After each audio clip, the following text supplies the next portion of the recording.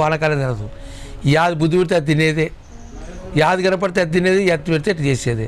అందుకోసం మనకు షుగర్లు, బీపీలు, పచ్చవాతం, హార్ట్ అటాకు, రకరకాల చర్మ వ్యాధులు, రకరకాల జబ్బులు వస్తున్నాయి. ఎందుకు వస్తున్నాయంటే మన నోరు అనేది, మన టైం అనేది ఏ టైంలో ఏదో కనుక్కోకుండా తింటున్నాం కాబట్టి ఇప్పుడు ఈ రోగాలతో ఇబ్బంది పడుతున్నాం.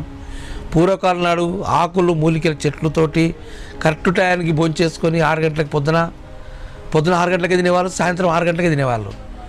మన టైం అనేది లేకుండా 12 గంటలు తింటారు, 1 గంటలకు తింటారు. మన పొద్దుమూకులు పనిచేసిన రాత్రి విశ్రాంతిగా నిద్రపోయేవాళ్ళు. టెన్షన్ లేకుండా బతికారు కాబట్టి 100 ఏళ్ళు బతికారు, ఆరోగ్యంగా వాళ్ళు దాటుకున్నారు. మనం ఇప్పుడు ఏం చేస్తున్నాం? డబ్బులు డబ్బులు, సంపాదన. ఆశకు అంతే లేదు. ఎప్పుడు పని, రాత్రి పగులు కూడా కాలు చేయి పని చేస్తూనే ఉంటుంది. విశ్రాంతి అనేది లేదు కాబట్టి మన కరెక్ట్ టైంకి ఫుడ్ తీసుకోకుండా ఏం చేయాలో మనం అర్థం